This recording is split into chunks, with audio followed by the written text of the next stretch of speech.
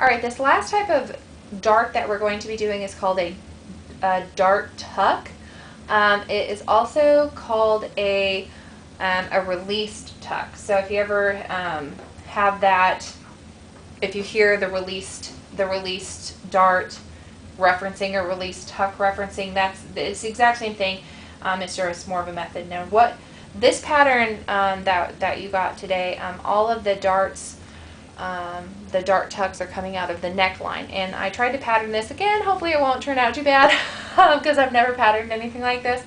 But I try to pattern it to be similar to the image that you find in your textbook, so you can follow along and kind of have a visual to go with. And this is on page 109 of your textbook. So what we're going to do, again, we're working on both sides, but we have to do each of these kind of one at a time. And we're working from the wrong side of the fabric, and you should have some markings along the top edge. I think there's two sets of points or markings for each one. And so what we want to do is, unlike, I would say, your traditional dart that comes to a point, this stops. It stops, and it could form a corner, or it can just be release fullness. It could release into the fullness naturally, which is what we're going to do. We'll do some back stitching on this top, and then again at the bottom where our markings actually stop. What we could then do is turn it sideways and come back at it and kind of close that box that we're creating. But today we're just going to leave it open and do some back stitching. But know that there's different options. You can also create tucks kind of in the middle, almost like that contoured dart idea where you're releasing fullness to the top and fullness in the bottom. So just know that there's different types of release darts that you can do, or dart tucks that you can do. So again, what we're going to do is we're first going to just start by matching up our markings. Now I'm going to start on the outside edge and kind of work my way around. I'm going to go towards the center and then back around. So matching these up, and some of them are kind of angled.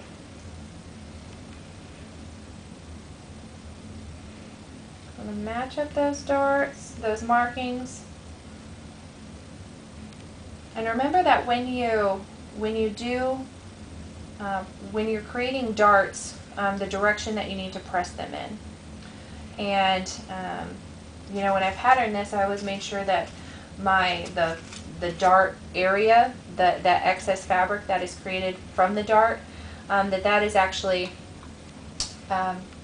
you're going to press it and point it towards the center neckline, and then trim it as you need. So what I'm doing, again, we're going to be doing the back stitching at the start and back stitching at the stop. So I'm going to start at the bottom of my dart and sew up towards the neckline, because I'm creating this, it's going to be an angled tuck when we go to actually open it up.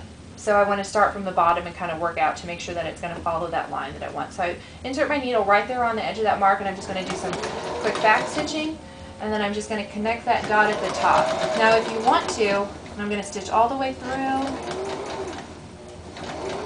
and then do some back stitching at the top.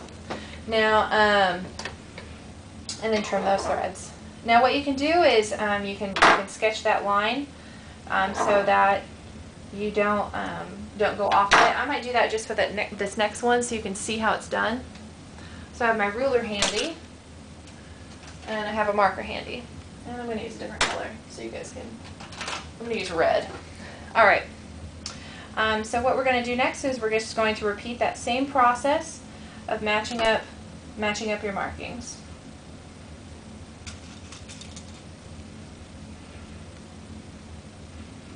And I'm matching up my top marking dot, and then I'm going to match up the bottom marking dot.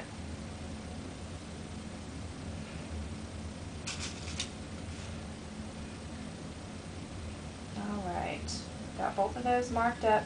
Now I'm going to take my ruler, and just so I can make sure that I stitch a straight line, I'm going to match up those two dots, my two marking dots, and I'm just going to draw a line, and this is where I'm going to be stitching all the way to the edge of the fabric. Might take a little bit of time, but I think it might be worth it. I think I'm going to do this step every time just to make sure that my line is where it needs to be. So I'm lowering my needle down into that first marking spot. I'm going to do some back stitches, And then continue sewing on that straight line.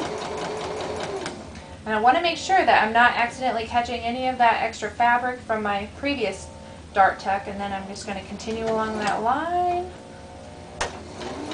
all the way to the top and then do some back stitching there. Alright. I feel that after that French dart, almost everything is going to seem a lot easier. That was pretty difficult if you ask me. So, and then I'm going to finish one more right down the center, the fold line or that center front seam. Okay, so I'm going to match up these two dots. Whoops. Matching up my dot on the front, my marking on the front. Alright, and then I have my second marking up a little bit higher. Oops. I'm going to take some time to draw this line. Let me make sure I have it on the right side of the fabric. I'm going to want to stitch it that way.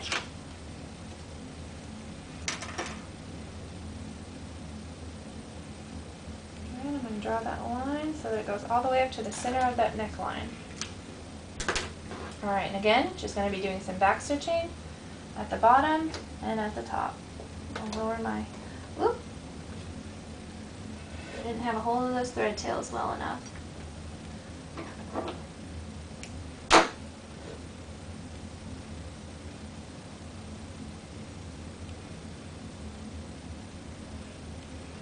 to re-thread my machine real quick. Okay. Alright, now hopefully I can hang on to them and I won't go anywhere. There we go. Lowered my needle down, move that pin out of the way. I'm going to do some back stitching and then continue on that straight line all the way through the center of the neck. Back stitch again. Call it good. Okay. Alright, and then I'm going to go back in and trim those tails. But I just want to show you this is what your dart tucks are going to look like. And when you go to press these, you're going to want to press them to the center seam. I'm not going to take some time to show you how to press it, but you know, just like any dart, and there's not a whole lot of curve to it, but if you want to use your pressing hand, you know, it's not a bad idea. But what we have is we now have the fit doing the neckline shape that we need, and then releasing into the fullness around the bust. So I'm not going to demonstrate the following two, but you'll just repeat the same steps that we have, lining up those markings. You know, I suggest drawing the line. I think that really helped. And then doing back stitching at the top and bottom. If you want to try the methods, the other method that is in your book where you you make a corner and kind of tie off on both the top and the bottom, you're more than welcome to. I encourage you to do that if you'd like, and you know, just mark that on your samples so that when I go to grade it, I can see what you're doing. Okay, that's dart tucks, and that should be all 4 samples. So hopefully tomorrow will be a fun day. Thanks.